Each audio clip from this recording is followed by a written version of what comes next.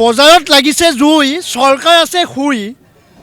অসমৰ প্ৰতিটো সামগ্ৰীৰ, অত্যাৱশ্যকীয় সামগ্ৰী, ইন্ধনজাতীয় সামগ্ৰী, ঔষধকে ধৰি সকলো বস্তুৰ মূল্য বৃদ্ধি, কিন্তু অসম চৰকাৰে এতিয়া শুই থকা দেখা পৰিলক্ষিত হৈছে। আৰু আজি সদৌ অসম ছাত্ৰ সন্থাৰ আহ্বানত আজি গোটেই অসমজুৰি বিক্ষোভ প্ৰতিবাদী সমদল কাৰ্যসূচী ৰূপায়ণ কৰিছোঁ। আমি স্পষ্টভাৱে অসম চৰকাৰলৈ পুনৰবাৰ ক'ব বিচাৰিছোঁ যে মূল্য বৃদ্ধি যি হৈছে হ্ৰাস কৰিব লাগিব। আৰু চৰকাৰে শুই আছে।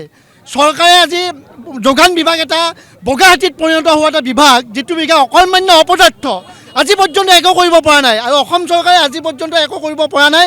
সেইকাৰণে মুখ্যমন্ত্ৰী মহোদয়ক আমি সকীয়াই দিব বিচাৰিছোঁ, অতি সোনকালে যোগান যি মূল্য বৃদ্ধি হৈছে হ্ৰাস কৰিব লাগিব। নহ'লে সদৌ অসম ছাত্ৰ সন্থাই অসমৰ ৰাইজৰ অভিভাৱকত্বত ইয়াতকৈ অধিক তীব্ৰ প্ৰতিবাদী আন্দোলন কৰিব বাধ্য হ'ম।